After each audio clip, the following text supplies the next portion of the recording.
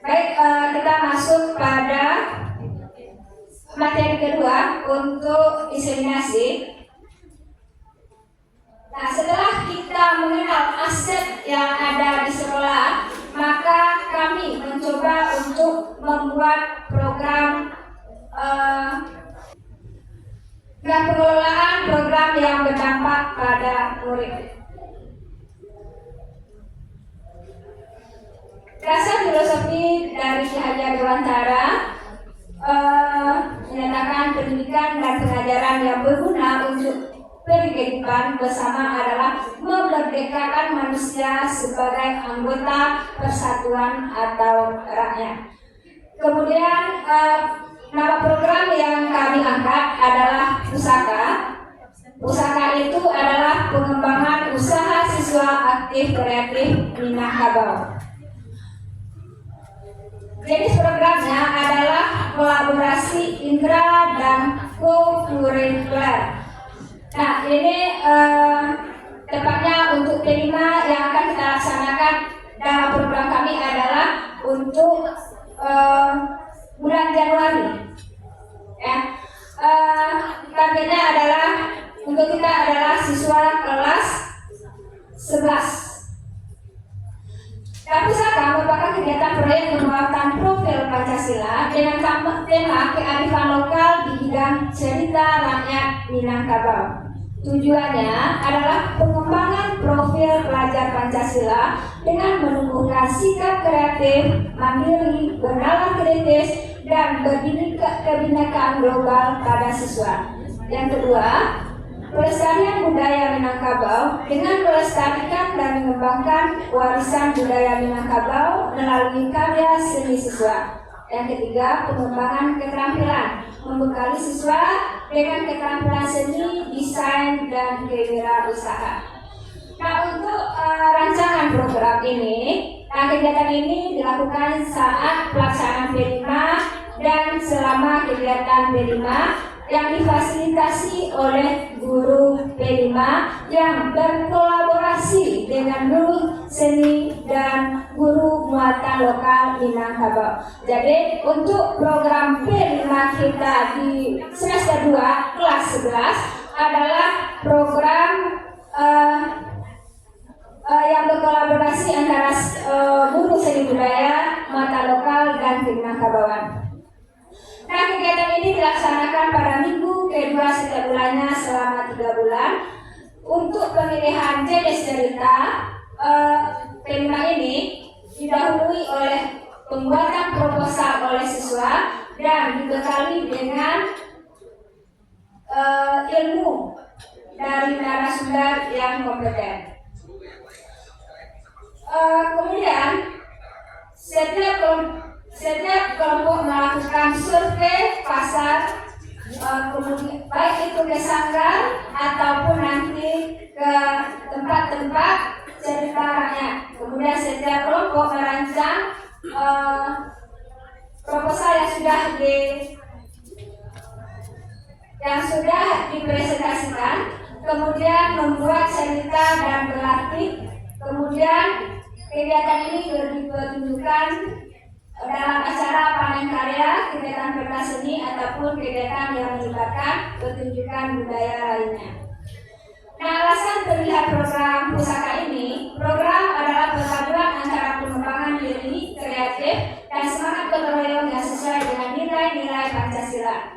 Kemudian program ini memberi ruang bagi siswa untuk mengeksplorasi kreativitas dan menemukan solusi inovatif untuk berbagai tantangan. Yang ketiga, program Pusaka dapat mengasah kemampuan mandiri siswa dalam aktif, misalnya mengambil keputusan, memecahkan masalah, atau beradaptasi dengan lingkungan yang baru.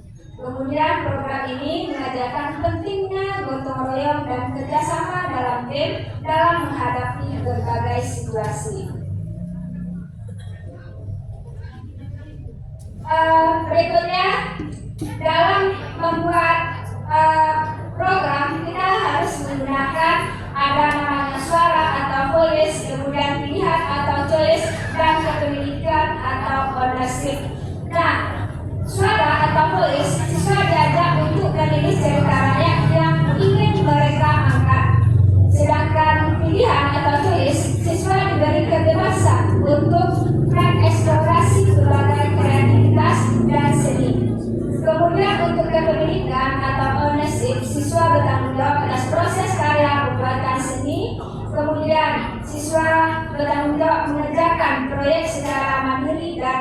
kelompok.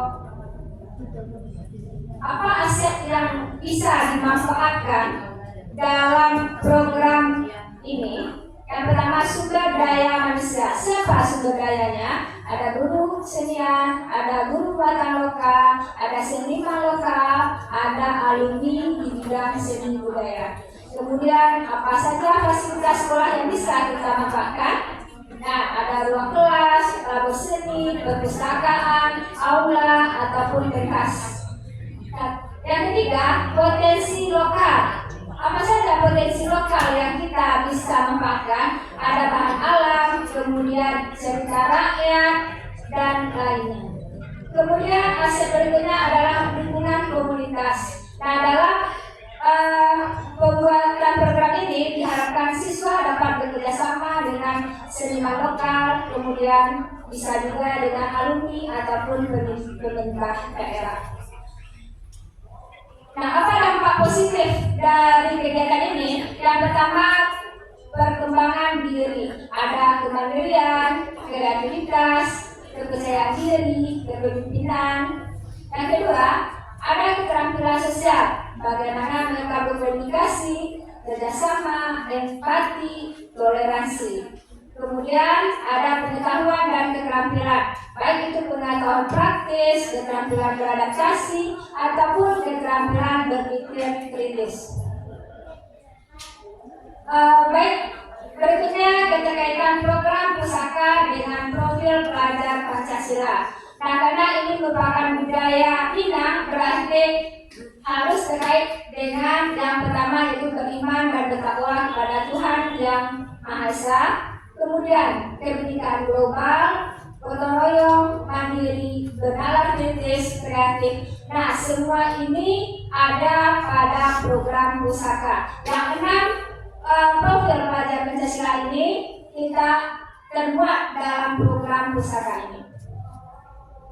Nah, dalam membuat program ini kami menggunakan strategi tahapan bakja, yaitu menggunakan pendekatan inquiry apresiatif IA melalui bakja. Apa itu bakja? Yaitu buat pertanyaan pertama, define.